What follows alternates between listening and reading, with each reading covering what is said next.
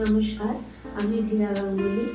ধীরা dramatic থেকে আপনাদের সকল দর্শকদের আহ্বান জানাচ্ছি।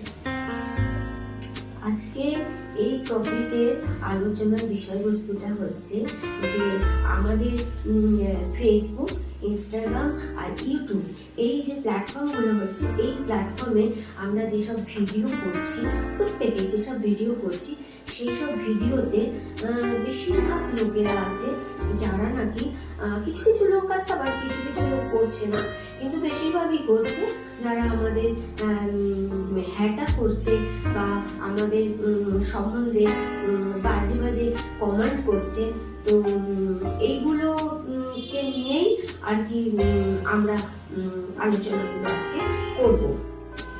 দেখুন বন্ধুরা, এই যে আমরা ভিডিওগুলো করছি ইনস্টাগ্রাম, ফেসবুক, ইউটিউব, এই যে ভিডিওগুলো করছি না, এতে কিছু কিছু লোক আছে ফেম কামানোর জন্য, কিছু কিছু লোক আছে মানি কামানোর জন্য।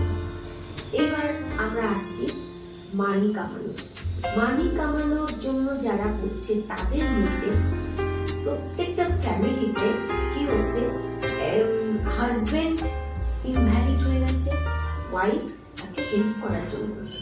আবার কিছু কিছু ফ্যামিলিতে আছে ওয়াইফ ইনভ্যালিড আছে, হাজবেন্ড তাকে হেল্প করার জন্য করছে। সেই সব হাজবেন্ডরা আবার কি হচ্ছে, তার যেসব হাজবেন্ডের চাকরি নেই বা চাকরিতে করতে পারছে না, যে কোনো কারণে হোক, কেউ পড়াশুনো, সবাই তো আর পড়াশুনোয় বিশাল কিছু হয় না, কেউ পড়াশুনো করে না, তারা কিভাবে করবে না। আমাদের চোখে এত বড় একটা সুযোগ আছে, এই যে প্ল্যাটফর্মটা আছে, তো এই প্ল্যাটফর্মটা কেন আমরা কাজে লাগাবো না? এই প্ল্যাটফর্মটা কাজে লাগাচ্ছে এই যে যারা মানির জন্য করছে তাদের কথাই আমি বলছি।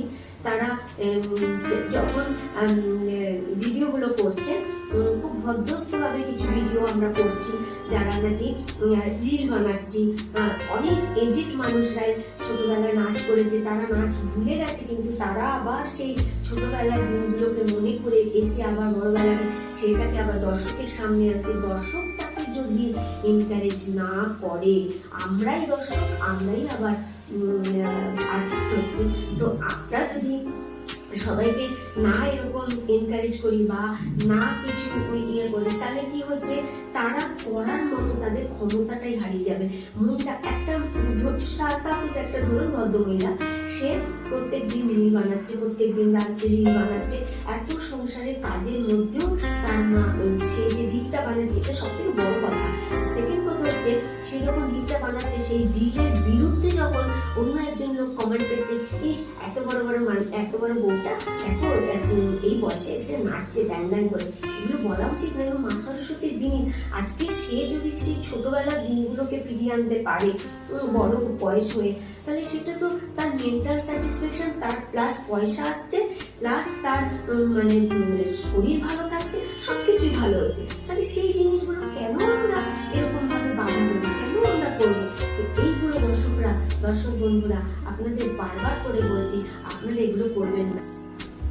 দেখুন বন্ধুরা, যেসব ক্রিয়েটাররা আপত্তিজনক কন্টেন্ট বানাচ্ছে, তাদেরকে যদি কেউ কিছু কমেন্ট করে, সেসবে আমার কোনো বক্তব্য বা আপত্তি নেই।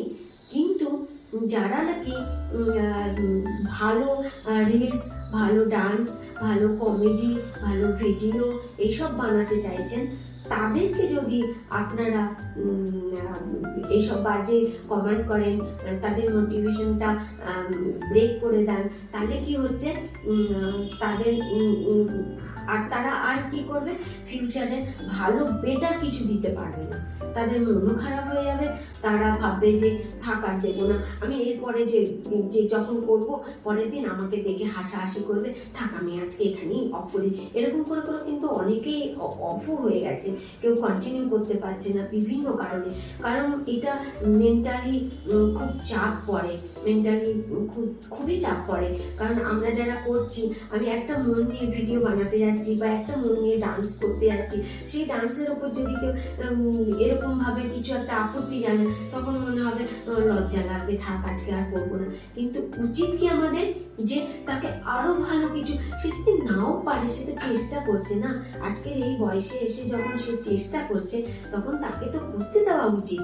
তাকে তো আরো আগামী দিনে আরো যাতে বেটার কিছু দেখাতে পারে তাই জন্য করতে দেওয়া উচিত। তো সেই কারণে আপনাদের কাছে একান্ত অনুরোধ বন্ধুরা, আপনারা প্রত্যেকে এই ভালো ভালো ভিডিওগুলো, ভালো রিলস, ভালো ডান্স, আমি বলছি না তো বিশাল কিছু কোর্স, সেটা না, যারা পারছেন না, চেষ্টা করছেন, তাদেরকে আপনারা কমেন্ট করুন, তাদেরকে আপনারা একদম বাজে বাজে কিচ্ছু লিখবেন না, কিছু কমেন্ট করবেন না, তাদেরকে একটু করতে দেওয়ার জন্য, তাদেরকে এই আগে বাড়ানোর জন্য আপনারা চেষ্টা করুন। তাহলে আপনাদের চেষ্টায়, আপনাদের ভালোবাসাতে হবে কি, অনেকগুলো ফ্যামিলি বেঁচে যাবে, অনেক ফ্যামিলি আগামী দিনে আরো কিছু করতে স্বপ্ন দেখবে, তাই না? তো আপনাদের কাছে বলবো এটা।